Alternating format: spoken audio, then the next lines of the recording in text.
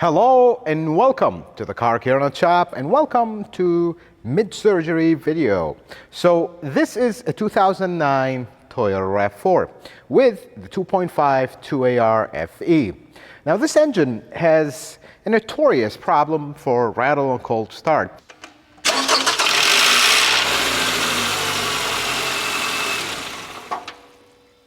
Intake VVT-I gear, everybody knows about it. Very common, but there's something I want to add to that I'm starting to see more and more, and this is the ultimate question that I always get from everybody. Well, my VVT-I gears rattle. When should I replace them? Should I worry about things getting damaged? And yes, things do get damaged, and I'm going to show you how they start getting worse. Now, this car has some miles. It has over 100,000 miles. One owner, been really taken care of, does burn a little bit of oil, not too much. Let's take a look at where we're at. So we got the front cover off, and many people will stop the video right here and say, why are you pulling the front timing cover? You can do this in the car, you're wasting this and that, and that's fine. But in the end, I'm the mechanic doing the job, and I did it for a reason.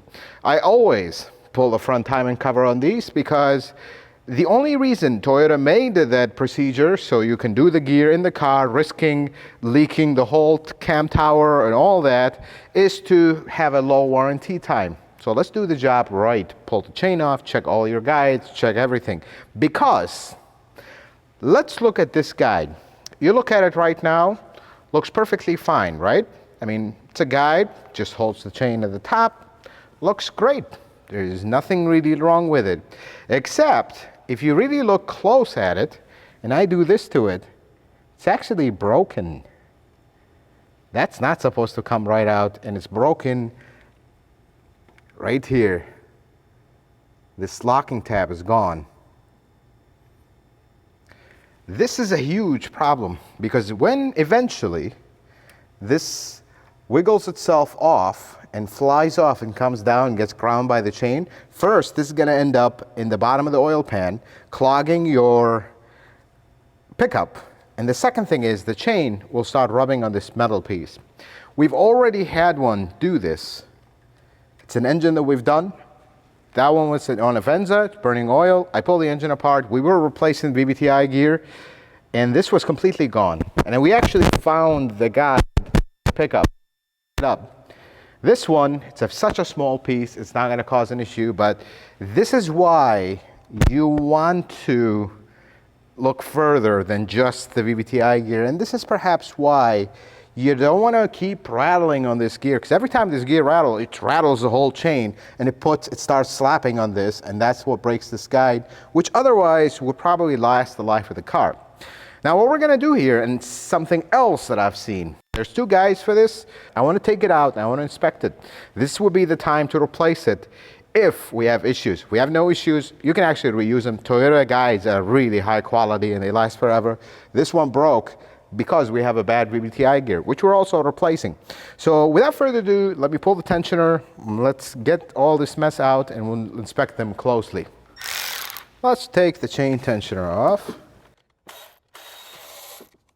Now this engine's already at top dead center.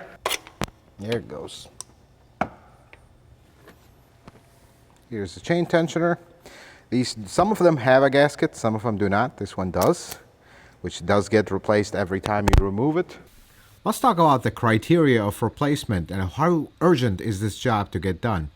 If the engine rattles on cold starts occasionally, every 5th, 6th cold start it rattles and then the rest it doesn't, you're good, but you're going to kind of be aware of this problem and track it. If you get to a point where it rattles on every cold start, but only for a split second, you're good. But you do want to start actively planning to get this done in the future because it's going to progress quicker. When you get to a point like this engine, when you heard it at the beginning of the video, when it rattles for 2 to 3 seconds until it clears, and you even feel the RPM drop a little bit, that's when you want to start planning to do it very soon. This is when you shop for prices, get it done, and get it taken care of before it progresses. If you ever get to a point where It rattles on every start. You leave it for 5-10 minutes, it rattles, and rattles very loud and very aggressive. That's when I wouldn't drive the car very much. I would get this fixed, because the rattle actually at that point is not the gear only. It could be one of the guides that's rattling as well.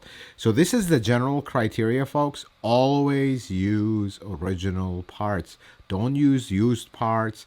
Don't go that route, because Toyota actually updated all these gears, and this not only applies to the 4-cylinder, it actually applies to the V6. And another 4-cylinder that has this problem is the 1.8 liter 2ZRFE. You find it in Corolla, you find it in Matrix, and many other models. So this is a problem that you need to be in control of, not let it control your engine, and then things go south and we have much, much more serious and major problems. We got both guides out. Let's take a look at them. So this is the tensioner guide, the one that is movable. I mean, BMW has a thing or two to learn from Toyota, because these guides are really high quality.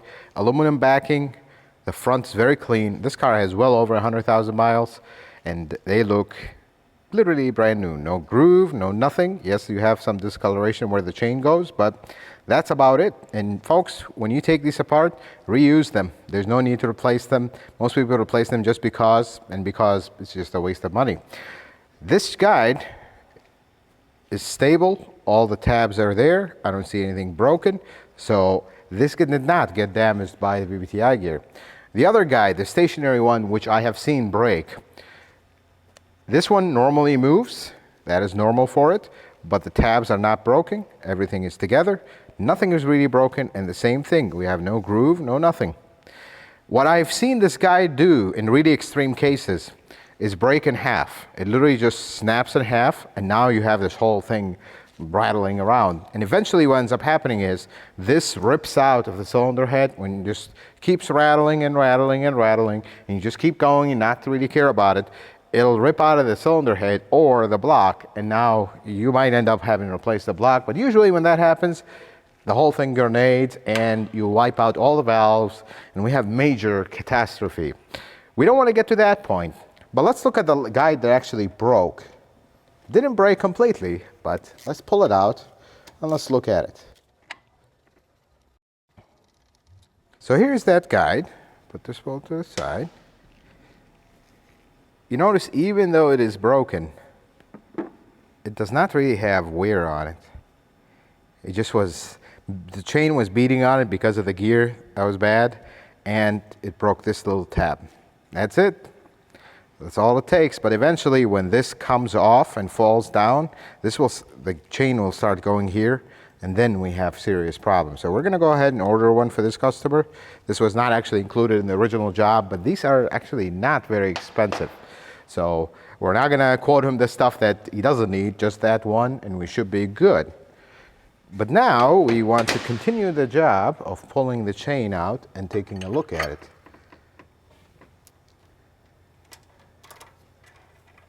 There's that chain.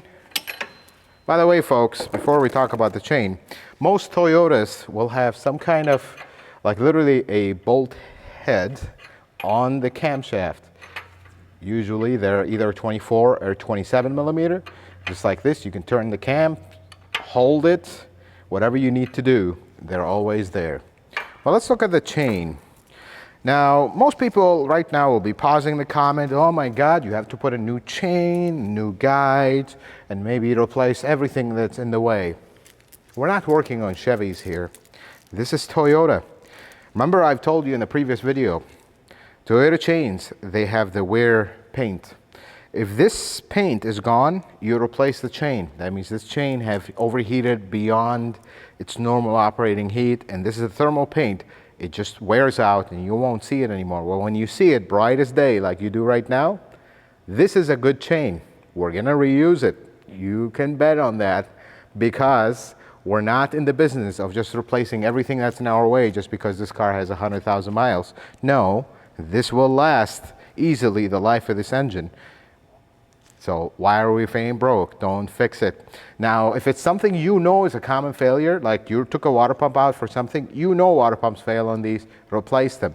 You took this engine apart, or you took the front cover for a leak or whatever, you know this intake VVT-I gear is a problem. Replace it. That's That's the only stuff you replace. You don't go replacing everything just because. Because remember, we're working on Toyotas, not BMWs or Chevys. Having said that, let's take this gear out and let's get the new gear. We'll talk about a few things that are very, very important for this job to go well or go south. Let's remove the gear and we'll talk about the installation of the new one, because there are a few things that are interesting about the new one.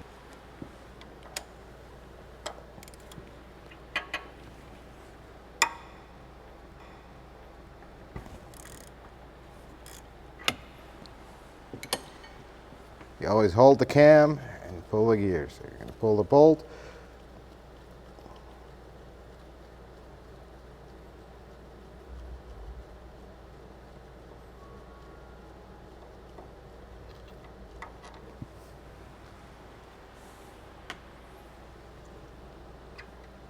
There it goes. Here's our old VVT-I gears. I want you to notice one thing. You see these two dots that are facing each other? This gear is actually locked. When you install the new gear, it's going to be unlocked. If you lock it, you're in trouble. It's really hard to unlock these once they lock, but the new one comes unlocked. And let's pull the new one out. So here's the new one, and by the way, at the time of filming this video, these are extremely hard to find because they're on back order. So we really had to pull some strings to get this one. Otherwise, we're looking at months and months of wait time. Here's the new gear. Whenever you get one of these gears, you gotta make sure they are unlocked. And don't move it a lot. Do you see how these two dots are facing away from each other? If I turn this, it's gonna lock. We don't wanna do that. So we're gonna go ahead and install this gear as it is.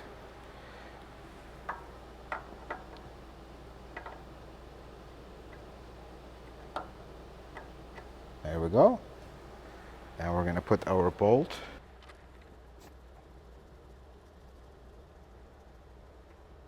Now we're going to torque it to spec. In this particular case, it is 63 foot-pounds, but you always got to make sure that these are torqued to the proper spec. Otherwise, we might have problems. So let's move this one to 63. There we go. And hold the cam so it wouldn't turn.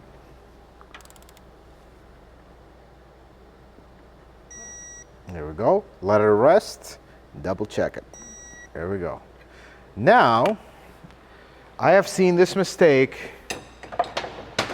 one too many times. People do this. They go put the chain, start the engine. As soon as you do that, we are back to square one because you just damaged the lock in this one. And equally, if this guy is locked and you go install it and tighten it, you also damaged it. That's the interesting part. Now that we've done this, I want you to observe what we're gonna do. Everything is tight, we're done.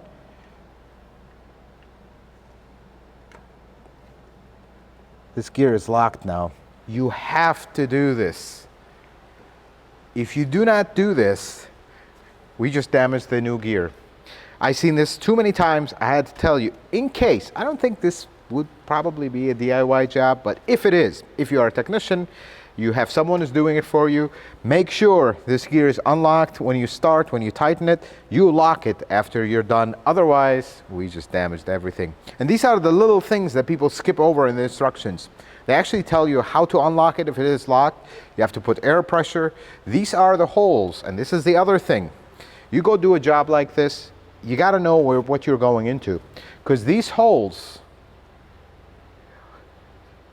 this is where the oil comes in to control the VVT-I for the exhaust and for the intake. If you do not replace this gasket, or forget it, worse, you have no VVT-I control. This is essential that you replace these gaskets, and there's a third one here on the cam cap. This is supply line. You have to replace these three, folks. I cannot, you just cannot know how many times I take engines apart, I see double gasket because somebody didn't remove the old one and just put a new one, didn't notice. Or they're all missing together, or they're completely disintegrated because it's been apart before and they never replaced them. Gone are the days where you do a valve cover gasket and you just put a valve cover gasket, put it together, and life's good. No, you gotta replace these.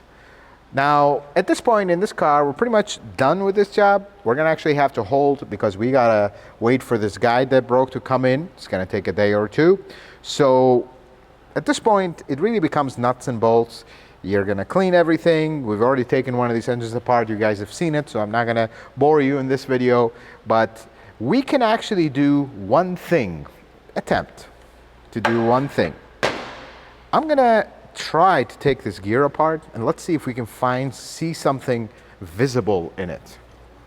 Let's put it on the vise, and these are not Torx, they're like weird screws. So I'm gonna try with a vice grip to take them out.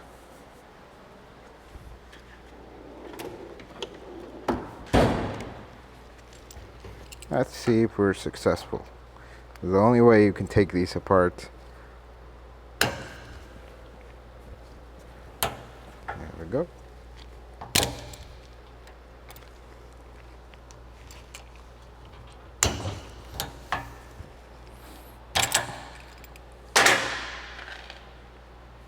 And just for reference, you are not supposed to take these apart and put them back in service.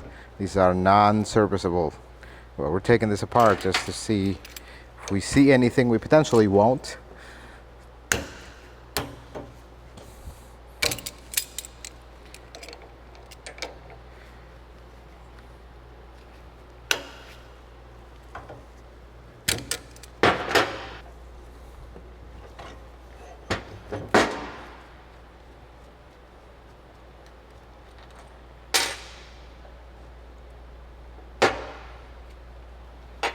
Yeah, as I thought, you won't see much. There's all kinds of oil in here. And this guy is locked.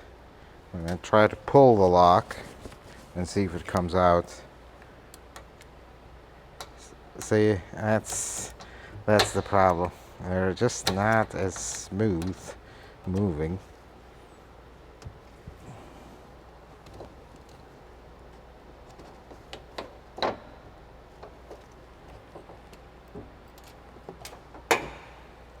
Do you see the problem? And I see it already. Here it is.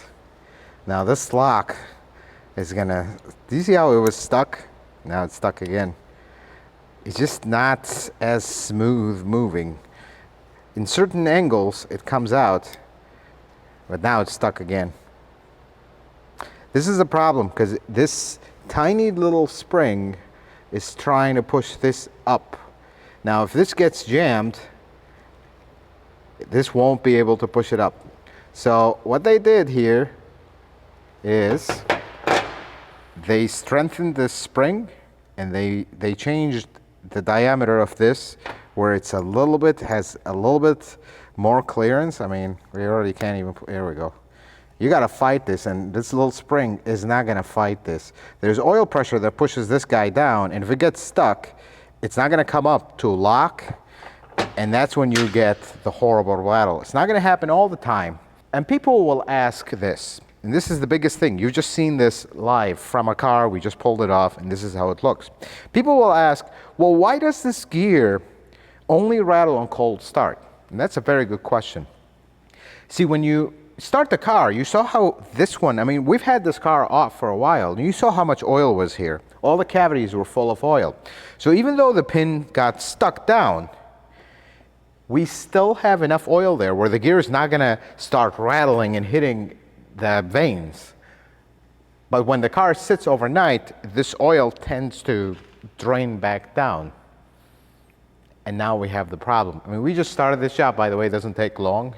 So this hasn't been off for a long time. Oil is still there, and that's why it's not gonna rattle. You let it sit overnight, all the oil drains, and we have rattling. But let's look at one thing, and this is where a lot of people have asked, do you actually see damage inside the gear? Because what's rattling is this rattling over this. You won't see really beating marks, but what you will see is wear over here. And I don't know if this is clear enough where you can see it. Do you see this wear? I'm going to perhaps try to clean it with a rag.